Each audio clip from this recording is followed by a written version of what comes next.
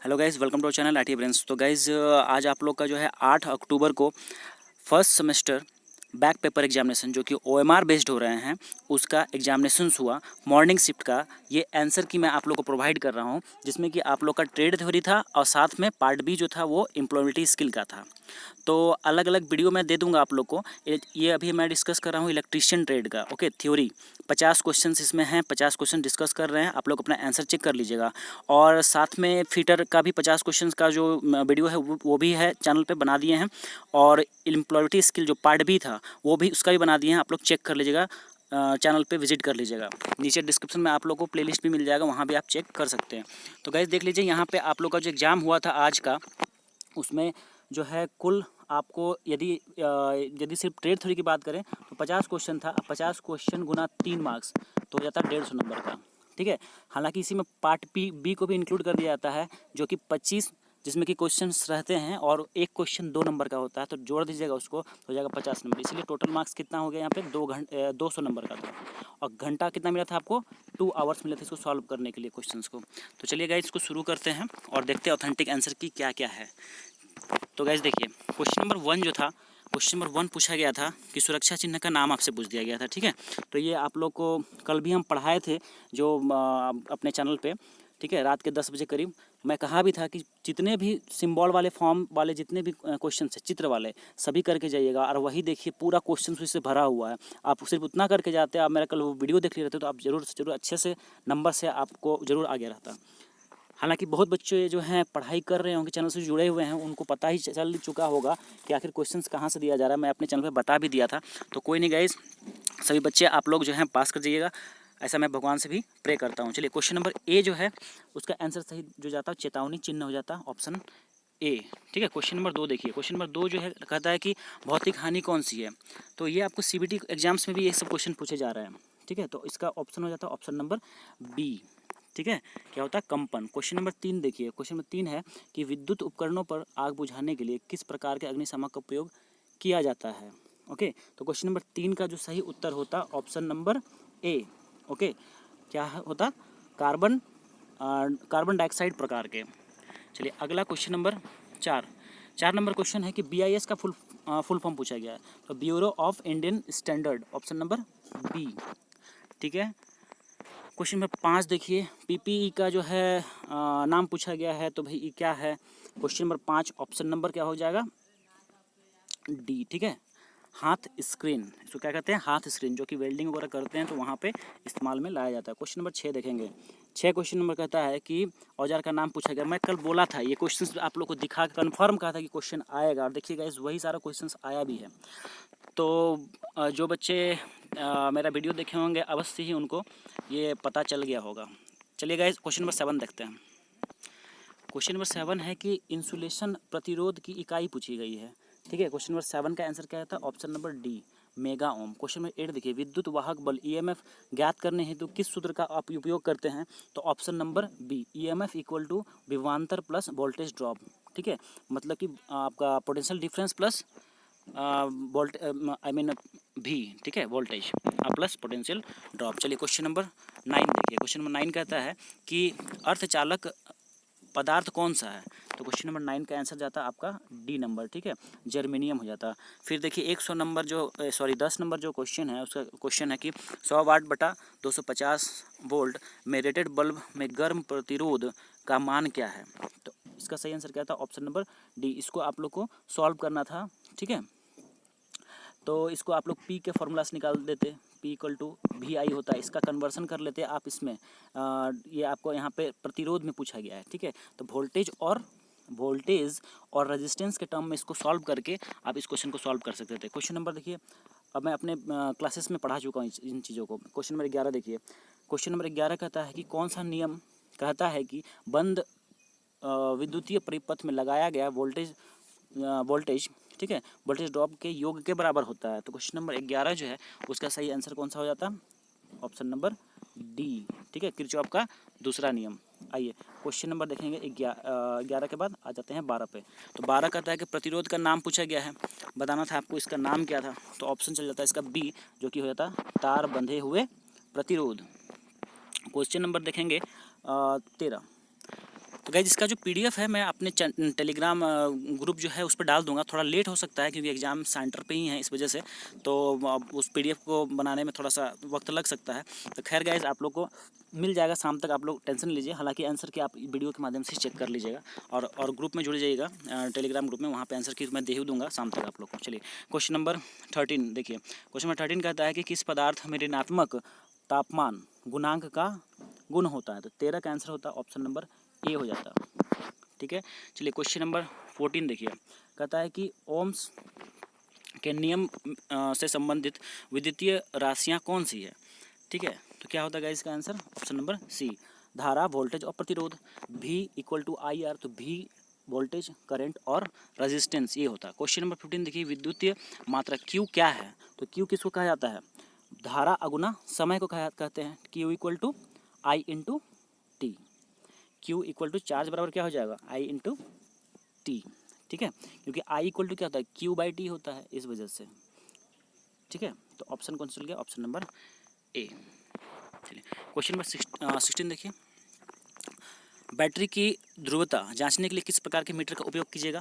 तो ऑप्शन कौन सा हो जाएगा, बी हो जाएगा। ठीक है, बी, चल कुंडली वोल्ट मीटर। आइए क्वेश्चन नंबर 17 देखिए। क्वेश्चन नंबर जो 17 है पूछा है कि विशिष्ट प्रतिरोध की इकाई पूछी गई है। ठीक है, तो 17 का आंसर क्या होता है, ऑप्शन नंबर आपका सी जाता है। ठीक है, सी, ओम मीटर। क्वेश्चन नंबर 18 देखिए, डीसी परिपथ में शक्ति की गणना करने के लिए कौन सा सूत्र होता है। तो 18 का क्या होता है, ऑप्शन नंबर बी होता है। ठीक है, ऑप्शन नंबर बी, मतलब धारा गुना वोल्टेज। क्वेश्चन नंबर अगला देखेंगे, क्वेश्चन नंबर 19। तो 19 क्या है देखिए, SWG के तार का आकार मापने का रेंज क्या है। ठीक है, रेंज पूछा गया है आपसे। तो 19 का आंसर जो जाता है आपका डी हो जाता है। ठीक है, डी, 0 to 36। तार अभी जो जॉइंट है इसका आपसे पूछा गया कि कौन सा ये जॉइंट है। तो इसका आंसर क्या होता है भाई, इसका आंसर होता है noted tape joint. Noted tape joint कहलाता है ये।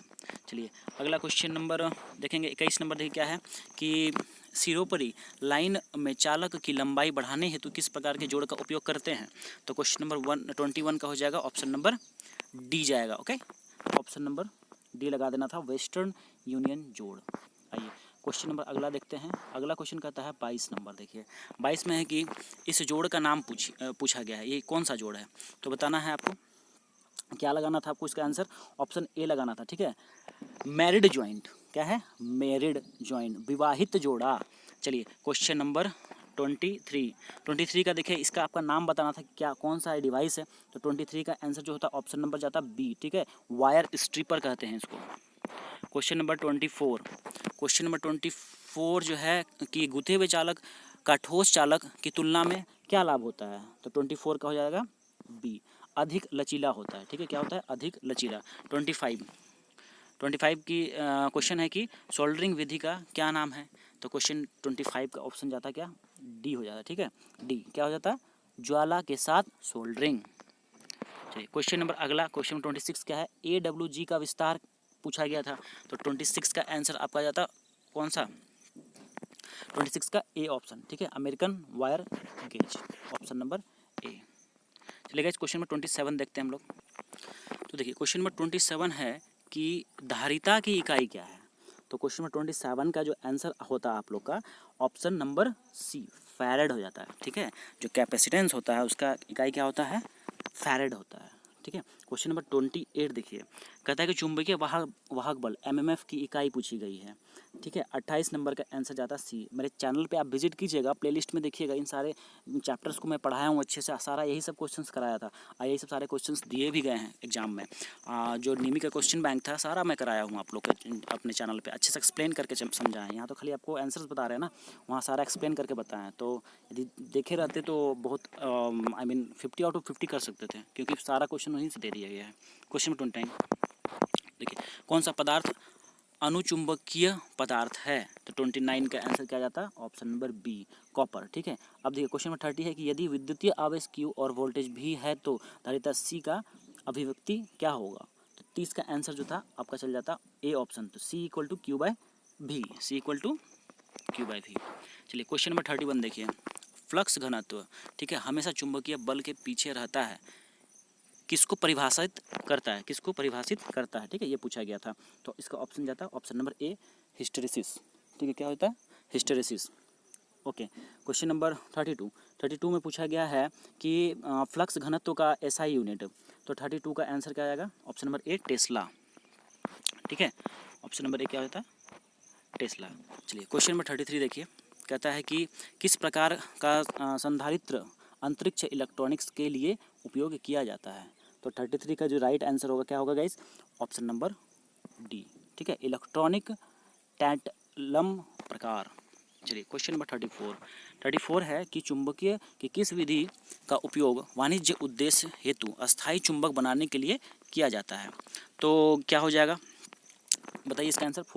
34 का ए, प्रेरण विधि, प्रेरण विधि। क्वेश्चन नंबर 35 देखिए, संधारित्र में डाई इलेक्ट्रिक इंसुलेटर का कार्य क्या होता है। तो इसका आंसर आता है ऑप्शन नंबर बी, प्लेटों के बीच, ठीक है, किसी भी धारा प्रवाह को रोकता है।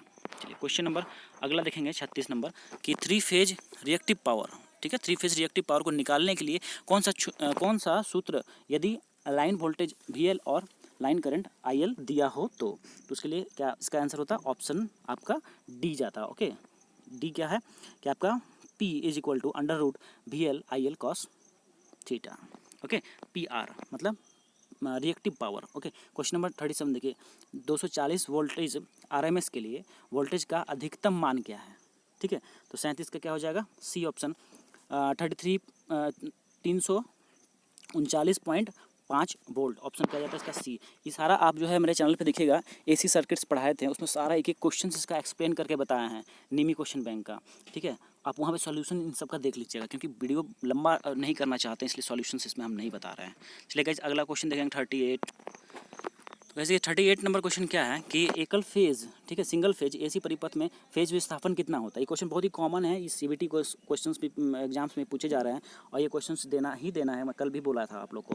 ऑप्शन क्या जाएगा, ए 90 डिग्री होता है, ठीक है। अब AC परिपथ में कम शक्ति गुणांक PF, ठीक है, पावर फैक्टर को कैसे बेहतरीन किया जा सकता है, बेहतर कैसे कर सकते हैं आप। तो ऑप्शन क्या चल जाएगा इसका, ऑप्शन नंबर डी, संधारित्र को समांतर में जोड़ करके, एक्स्ट्रा जोड़ करके आप इसको कर सकते हैं। क्वेश्चन नंबर 40 देखिए, 40 नंबर क्वेश्चन क्या है कि डेल्टा में जुड़े सिस्टम में लाइन करंट IL और फेज करंट IL के बीच क्या संबंध है, ठीक है। तो 40 का आंसर जाता है option number C, IL = √3I phase, मतलब कि लाइन करंट = √3I फेज, मतलब कि फेज करंट। 41 देखिए, सोलेनाइड AC के लिए फॉर्म फैक्टर क्या है, 41, ठीक है। तो इसका आंसर हो जाता है option number B, form factor कितना होता है, 1.11। चलिए क्वेश्चन नंबर 42 कहता है कि 3 फेज सिस्टम में यदि फेज वोल्टेज 240 वोल्ट हो तथा लाइन वोल्टेज क्या होगा, ठीक है, लाइन वोल्टेज आपसे पूछा गया। तो ऑप्शन क्या इसका जाता है, ऑप्शन नंबर सी चल जाता है, ठीक है, सी।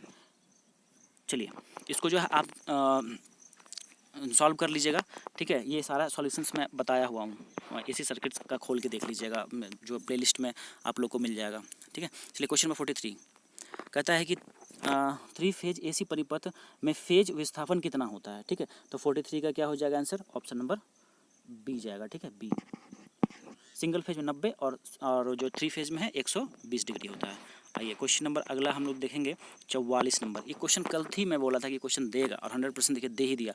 आपसे रेती का जो है नाम पूछा गया था 44 का, ये हो जाएगा उड रास्प रेती, ठीक है। चलिए क्वेश्चन नंबर 45, मोटाइज छेनी का क्या उद्देश्य, क्या उपयोग होता है, ठीक है।